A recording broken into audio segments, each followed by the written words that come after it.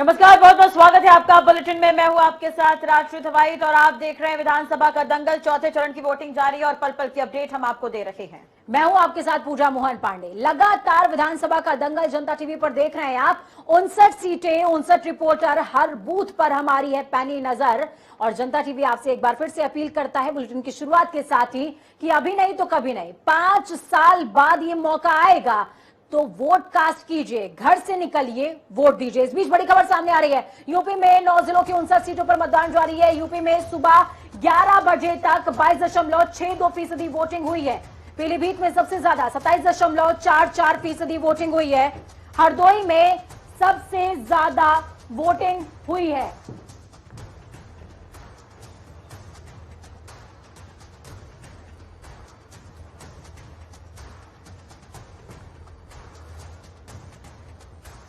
तो आपको बता दें कि रायबरेली में 21.42% वोटिंग हुई है। रायबरेली बेहद खास हो जाता है राष्ट्रीय। अदिति सिंह जो हमेशा से ही कांग्रेस में रही है, उनके पिता भी कांग्रेस में रहे, लेकिन इस बार वो बीजेपी खेमे से ताल ठोक रही है क्षेत्र में, और इस क्षेत्र से मनीष चौहान को मैदान में उतारा है कांग्रेस ने।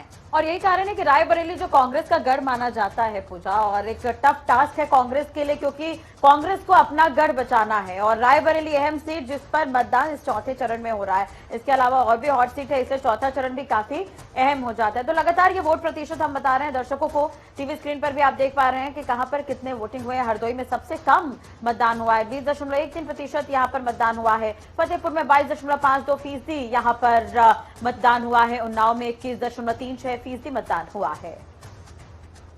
तो बेहद खास ये वोटिंग परसेंटेज।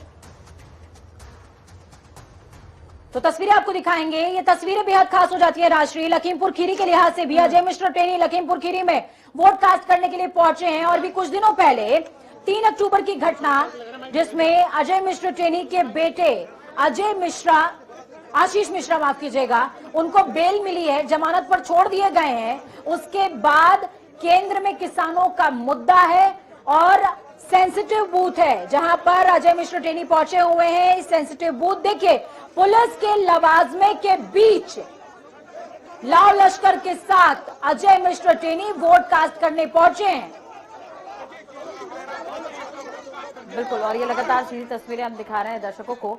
यहाँ पर सेंसिटिव, अति संवेदनशील इस बूथ को बनाया गया लखीमपुर खीरी, और यहाँ पर अजय मिश्र टेनी जो है बिल्कुल वो वोट डालने पहुंचे। जनता टीवी पर एक्सक्लूसिव ये तस्वीर आप देख रहे हैं। तमाम सुरक्षा व्यवस्था के बीच ये वोट, तमाम सुरक्षा व्यवस्था के बीच में वोट कास्ट करने के लिए पहुंचे। और सबसे बड़ी बात देखिए, तस्वीरें जिस तरीके की राष्ट्रीय सामने आ रही हैं, ये तस्वीरें बता रही हैं कि क्षेत्र में कितना ज्यादा दबाव है बीजेपी के ऊपर। लखीमपुर खीरी विशेषकर अगर बात की जाए तो देखिए, हम पोलिंग स्टेशंस को सुबह से देख रहे हैं, सुबह से तमाम दर्शकों को भी दिखा रहे हैं। एक्सक्लूसिव तस्वीरें हैं। अंतर क्या है दोनों में? अंतर यह है कि किसी पोलिंग स्टेशन पे ही आपको इतनी सुरक्षा नजर नहीं आई होगी जितनी एक मंत्री के पीछे सुरक्षा लगा दी गई है।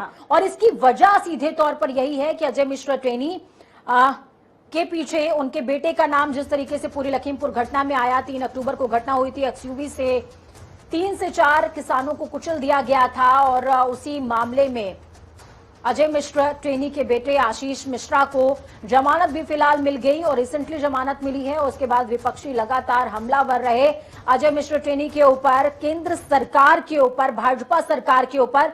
चौथा जो चरण है, इसकी जो तमाम तस्वीरें हैं वो भी आपको हम दिखा रहे हैं।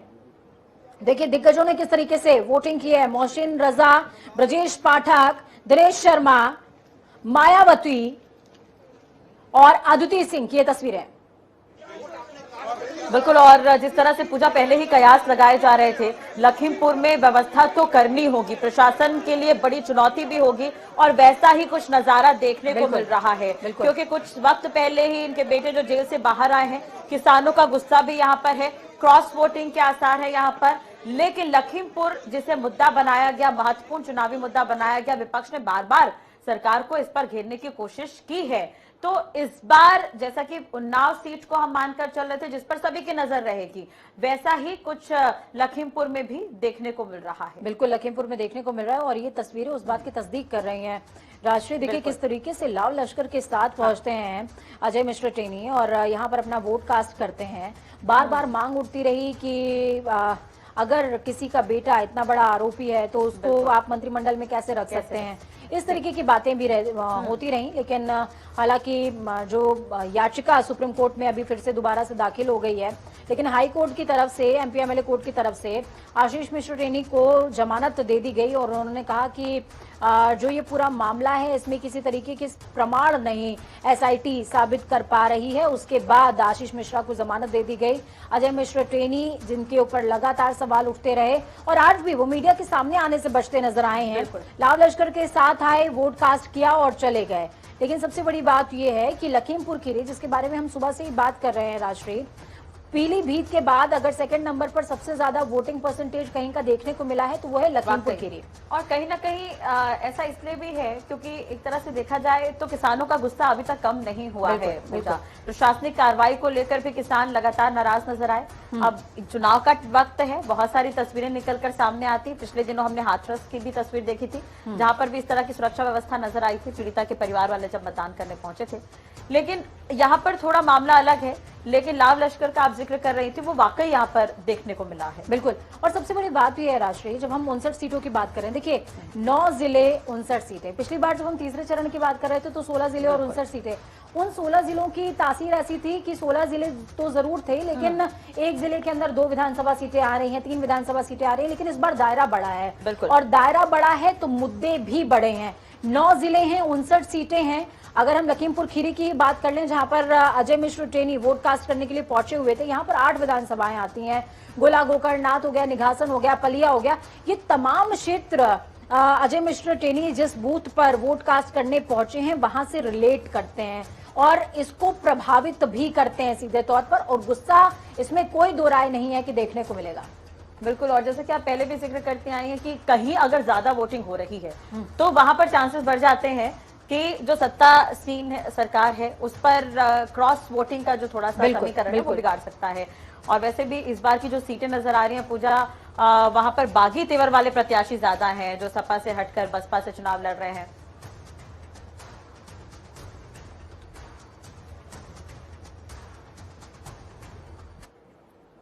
चलिए, लखनऊ से तौकीर किदवई हमारे साथ में जुड़े हुए हैं। तौकीर का रुख करेंगे। तौकीर, आप इस समय कहां पर मौजूद हैं और समीकरण क्या कह रहे हैं? देखिए, ये ब्राइटलैंड पोलिंग स्टेशन है, उत्तरी विधानसभा में आता है और खास बात है कि यहाँ पर एक मॉडल पिंक बूथ बनाया गया है जो महिलाओं के लिए खासकर तैयार किया गया है। यहाँ पूरा स्टाफ सिक्योरिटी से लेके अंदर पीठासीन अधिकारी हैं वो भी सब महिलाएं स्टाफ रखे गए हैं। इस तरह के कई और बूथ पूरे लखनऊ में बनाए गए थे। ये मॉडल के तौर पर प्रस्तुत किया गया है कि महिलाओं की जो महिलाएं आ रही हैं वोट डालने, वो जब यहाँ पर पहुंचे तो उनको किस तरह की परेशानी ना हो, उनसे बात करने के लिए, संवाद करने के लिए महिलाएं सामने हो। तो इस तरह का एक पोलिंग स्टेशन ये आप सामने देख सकते हैं, यहाँ महिलाओं के लिए बनाया गया है और इसको काफी सजाया गया है, बलून्स लगे हैं। और अभी ये जो तस्वीर आप देख रहे हैं इसी ब्राइटलैंड कॉलेज के बाहर की है। ठीक है तौकीर, आपका रुख वापस से करेंगे, तब तक लखीमपुर खीरी का ही रुख कर लेते हैं। हमारे साथ में लखीमपुर खीरी से राजीव लगातार जुड़े हुए हैं। राजीव, आपसे समझना चाहेंगे, राजेश माफ कीजिएगा, राजेश जुड़े हुए हैं। राजेश, क्या कुछ तस्वीरें देखने को मिली? अजय मिश्र टेनी भी वोट कास्ट करने के लिए पहुंचे हुए थे और भारी लाव लश्कर के साथ मीडिया से भी बचते हुए नजर आए हैं। पूजा बिल्कुल बताना चाहेंगे, अजय मिश्र टेनी पहुंचने के बाद वो सीधे वोट करने के बाद सीधे मीडिया से बचते हुए निकल के घर पे चले गए। उसका ये जो उसके बाद में जब ये गोयल में श्यामा सेंटर का उद्घाटन गैस प्लांट का उद्घाटन करने के लिए आया था, उसके बाद इनकी मीडिया से कुछ बातचीत हो गई थी जिसको लेके अब वो मीडिया से बचते हुए बिल्कुल कहीं पे भी मीडिया के सामने नहीं आना चाहते हैं। सीधे अगर मीडिया जाती भी है तो उससे बना करते तो सीधे अपने निकल जाते हैं। वो बिल्कुल मीडिया से बिल्कुल सामने पढ़ना ही नहीं जा रहे हैं। लखीमपुर में जो वोटिंग का है, वोटिंग तो इस समय काफी अच्छी चल रही है। 26 पॉइंट वोटिंग हो चुकी है लखीमपुर के अंदर और आप पीछे देख सकते हैं लंबी लंबी लाइनें भी लगी हुई है।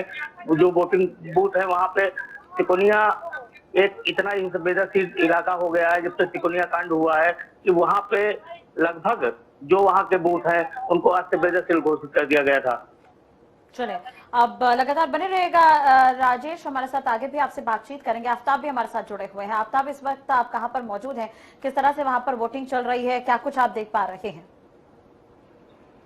जी, मैं सदर विधानसभा के एनजीएस मतदाता करते हूँ जहाँ पर 21% डायबली में 21% वोटिंग हो चुकी है। यहाँ पर वोटरों में काफी उत्साह देखने को मिल रहा है, लेकिन वोटिंग परसेंट बढ़ नहीं रहा है, क्योंकि अब लोगों को एक ठहराव सा देखने को मिलता है। क्योंकि ये पिंक पुलिस केंद्र बनाया गया है, यहाँ पर महिलाओं के लिए खास विशेष ख्याल रखा गया है। यहाँ पे महिलाएं भी आए और बच्चे भी साथ में आ रहे हैं, अभी वृद्ध लोग भी आए, विकलांग लोग भी आए, उनके लिए भी सुविधाएं रखी गई है, पिक्चर वगैरह सब कुछ उपलब्ध है। लेकिन अभी मतदान का जो एवरेज है वो उस तरह से बढ़ नहीं रहा है, जिस तरह बढ़ना चाहिए था। और कई यहाँ पर एक नेता सपा के प्रत्याशी हैं जो आगे यादव, वो भी यहाँ पर आके वोट डाल के जा चुके हैं अभी तक। ठीक है, आफ्ताब आपसे ये भी समझेंगे, अदिति सिंह जो हमेशा से ही कांग्रेस में रही, इस बार बीजेपी का दामन वो थाम चुकी हैं और बीजेपी की तरफ से चुनाव लड़ रही हैं।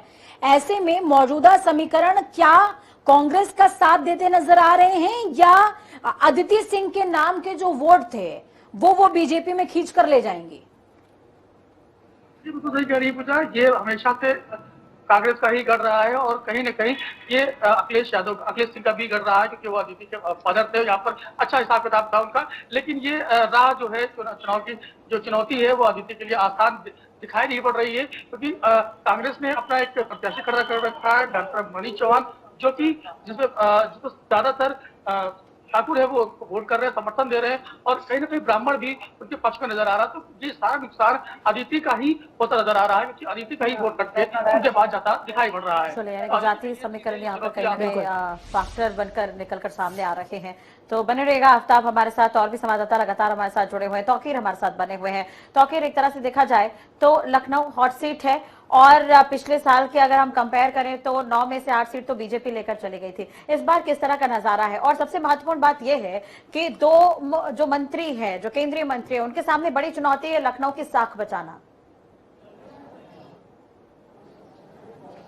आज जी बिल्कुल किसी उसी तरह का नजारा आप देखेंगे भी, क्योंकि जब भारतीय जनता पार्टी ने अपने जो विधायक थे उनको रिटेन नहीं किया है, सिर्फ एक नीरज बोरा ऐसे हैं जो उत्तरी विधानसभा से ऐसे विधायक हैं जिनको रिटेन किया है, वरना ज्यादातर जो प्रत्याशी हैं वो बदले गए हैं। चाहे वो सरोजिनी नगर पर अभिषेक मिश्रा समाजवादी पार्टी से हैं, तो उनके सामने राजेश्वर सिंह है, उसके पहले स्वाति सिंह वहां से विधायक थी, मंत्री बनी। इसके अलावा मध्य विधानसभा सीट से ब्रजेश पाठक थे, उनको शिफ्ट किया गया है कैंट की तरफ। इसी तरह से आशुतोष टंडन जो अपनी पुरानी सीट पर ही लड़ रहे हैं, पूर्वी सीट पर। तो इस तरह कई प्रत्याशी तो नया है या तो भी बहुत शिफ्टिंग की गई है। तो फिलहाल कहीं ना कहीं खलबली जरूर है भारतीय जनता पार्टी में, क्योंकि अगर आंकड़े साफ होते या उनके फेवर में होते तो जाहिर तौर पर वो सब अपने अपने सीटों पर दोबारा मैदान में नजर आते। तो थोड़ा सा जो फेरबदल किया गया है वो उन चीजों को संभालने के लिए किया गया है कि अगर एंटी इनकम्बेंसी भी कुछ बन रही हो तो उसका खामियाजा ना उठाना पड़े। तो भारतीय जनता पार्टी ने इसी सब समीकरणों को देखते हुए जो प्रत्याशी तो उनको शिफ्ट किया है। अहम रखता है लखनऊ काफी भी, क्योंकि 9 सीटें हैं, उसके अलावा 8 में जीत दर्ज की थी भारतीय जनता पार्टी में, और इस वक्त जो लड़ाई है वो 5 सीटों में साफ तौर पर देखी जा रही है, नेक टू नेक लड़ाई नजर आ रही है। तो अभी जो समीकरण है वो कैसे बदलेंगे, क्योंकि कल मयंक जोशी जिस तरह से मिले हैं अखिलेश यादव से, उससे जो कैंट विधानसभा है उस पर प्रभाव कितना पड़ेगा, क्योंकि उनकी जो माता है जोशी वो वहां से विधायक रहती थी, फिर वो सांसद हुई इलाहाबाद से। तो वहां पे जो वो उत्तराखंड का जो वोटर है वो कितना इफेक्ट करेगा इससे, और वो किसके पक्ष में जाएगा, इसके बहुत समीकरण बदलने वाले हैं फिलहाल। ठीक है तौकीर, मैं समीकरण पर ही आपसे बातचीत करूंगी। देखिए, लखनऊ मध्य और लखनऊ कैंट का हम जिक्र कर रहे हैं लगातार। लखनऊ मध्य से सीट चेंज करके ब्रजेश पाठक को कैंट में शिफ्ट किया गया है। तो मैं और मेरे माध्यम से तमाम दर्शक ये समझना चाहेंगे कि कैंट में ब्रजेश पाठक का कितना वर्चस्व नजर आता है, लोग कितने उनके नेतृत्व से सहमत नजर आ रहे हैं, उनके मसलों से, उनके मुद्दे से। और दूसरा मुद्दा ये भी है कि क्या बीजेपी ने कहीं ऐसा तो नहीं है कि पैंडेमिक के दौरान ब्रजेश पाठक जिस तरीके से बहुत ज्यादा आंदोलित हो गए थे, आक्रोशित हो गए थे और बीजेपी के खिलाफ बोलने लग गए थे, उसको देखते हुए सीट को चेंज कर दिया गया हो कि भैया धराशायी हो जाओगे, पता चल जाएगा?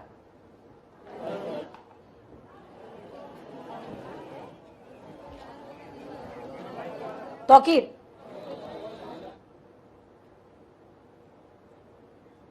चलिए, तौकीर का संपर्क हमसे टूट गया है, लेकिन इस बीच हम लखनऊ मध्य और लखनऊ कैंट का राष्ट्रीय जिक्र कर रहे हैं। और जिस तरीके से रायबरेली से हमारे संवाददाता जुड़े हुए थे, उन्होंने मुस्लिम वोटर्स, ब्राह्मण वोटर्स और क्षत्रिय वोटर्स का जिक्र किया है, क्योंकि अदिति सिंह खुद क्षत्रिय समुदाय से आती हैं, और उसके बाद ब्राह्मण वोटर्स कांग्रेस का हमेशा से ही कोर वोटर रहा है।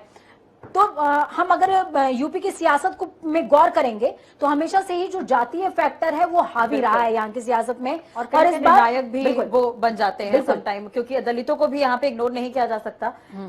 59 सीटों की अगर हम बात करें चौथे चरण की, तो पिछली बार दलित जो है वो निर्णायक भूमिका में कहीं ना कहीं देखे गए थे कुछ बिल्कुल बिल्कुल देखे गए थे। और दूसरी बात ये भी है, राष्ट्र में ये बात समझना पड़ेगा कि हम लगातार देखिए टीवी चैनल्स में हम देख रहे हैं, बात कर रहे हैं कि समाजवादी पार्टी की लहर है, राष्ट्रीय लोकदल की लहर है, लेकिन हम इस बात पे भी हमको गौर करना पड़ेगा कि कहीं ना कहीं जो वोटर्स हैं उनका डिसेंट्रलाइजेशन हो रहा है, जो वो समुदाय के हिसाब से बट रहे हैं, पार्टीज के अकॉर्डिंग बट रहे हैं, क्योंकि बसपा का कोर वोटर दलित आ जाता है, ओवैसी इस बार मैदान में है, कई सारे गणित बिगाड़ रहे हैं। और सीधे तौर पर जो मायावती और ओवैसी का कॉम्बिनेशन है, ये सीधे तौर पर सपा को नुकसान और बीजेपी को फायदा पहुंचाता है। बिल्कुल।